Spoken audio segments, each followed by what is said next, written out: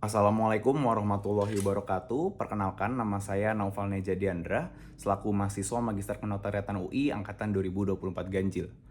Pada kesempatan kali ini, saya akan menjelaskan sedikit tentang tesis yang saya bawa dengan judul Kekosongan Norma Hukum Mengenai Cuti Pejabat Pembuat Akta Tanah yang Rangkap Jabatan sebagai Anggota Legislatif, Analisis PPATX yang terpilih menjadi anggota DPRD DKI Jakarta. Pada awalnya, penelitian ini muncul dari adanya keluhan ataupun kebingungan dari PPAT yang secara langsung terpilih menjadi anggota DPRD. Di saat ia terpilih menjadi anggota DPRD, ia tidak menemukan adanya ketentuan cuti terutama bagi PPAT yang terpilih menjadi anggota legislatif.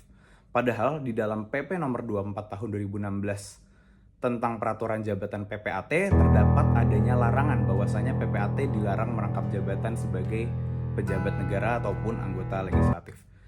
Nah, dalam hal ini, secara jabatan PPAT ini juga menjabat sebagai seorang notaris dan secara jabatan notaris, ia diperbolehkan untuk mengajukan cuti di saat ia terpilih menjadi pejabat negara.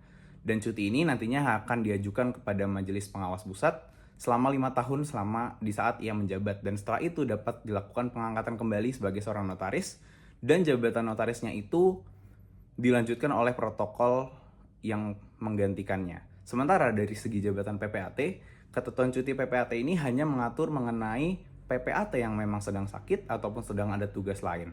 Sementara peraturan jabatan PPAT tidak sama sekali mengatur mengenai hal tersebut. Sehingga pada praktiknya PPAT yang terpilih menjadi pejabat negara, ia akan mengundurkan diri juga atau mengajukan pengunduran diri secara sendiri kepada Kementerian ATR BPN. Nah, dalam penelitian ini nantinya akan bermanfaat juga bagi PPAT yang ingin mencalonkan diri sebagai pejabat negara ataupun anggota legislatif agar mereka memiliki kepastian peraturan jabatan yang jelas. Selanjutnya, kebaharuan dari penelitian ini sama sekali belum ditemukan di dalam penelitian yang lain, di mana kebaharuan yang saya bawa adalah penambahan pengaturan mengenai mekanisme cuti yang seharusnya diperjelas agar nantinya PPAT yang terpilih menjadi pejabat negara itu terhindar dari rangkap jabatan. Lalu dalam penelitian ini, metode penelitian yang digunakan adalah penelitian doktrinal, di mana yang digunakan adalah sistem simulasi dan tidak menggunakan putusan. Untuk rumusan masalah yang pertama yaitu adalah bagaimana kekosongan norma hukum mengenai cuti PPAT yang diangkat menjadi anggota legislatif dalam PP nomor 24 tahun 2016. Dalam hal ini di PP nomor 24 tahun 2016 dijelaskan bahwasanya PPAT itu dilarang menjabat menjadi pejabat negara. Jadi seharusnya dengan adanya ketentuan tersebut mereka itu dilarang memiliki ketentuan cuti, di mana ketentuan cuti ini nantinya akan berpengaruh terhadap pemberhentian masa jabatan mereka sehingga klien-kliennya pekerjaannya itu dapat dilanjutkan kepada protokol. Lalu yang kedua adalah bagaimana validitas akta PPAT yang dibuat oleh PPAT yang rangkap jabatan sebagai anggota legislatif. Nah, di saat PPAT itu terpilih menjadi anggota legislatif, maka ia dilarang untuk membuat akta. Karena di saat ia tetap melakukan pembuatan akta, maka akta PPAT yang dibuat itu melanggar ketentuan pasal 1868 KUH Perdata mengenai kewenangan dari PPAT tersebut. Sehingga pembuatan akta itu apabila tetap dilakukan, membuat akta tersebut menjadi terdegradasi, menjadi akta di bawah tangan, dan juga tidak dapat dilakukan pendaftaran tanah. Sehingga dengan adanya peristiwa tersebut tentu akan merugikan para pihak dan juga Badan Pertahanan Nasional.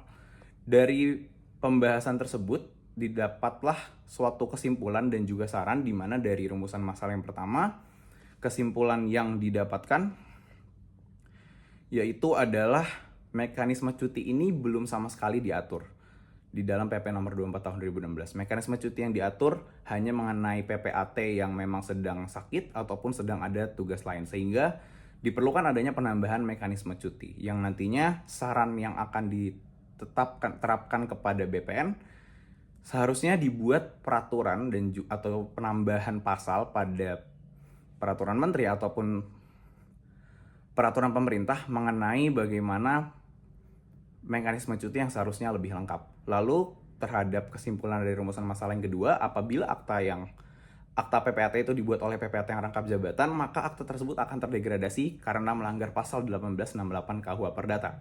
Sehingga akta tersebut tidak dapat digunakan dalam proses pendaftaran tanah. Saran dari kesimpulan yang kedua itu adalah IPPAT sebagai organisasi yang menaungi seluruh PPAT di Indonesia dapat berkoordinasi dan juga memiliki data yang dapat diakses juga dengan Badan Pertanahan Nasional.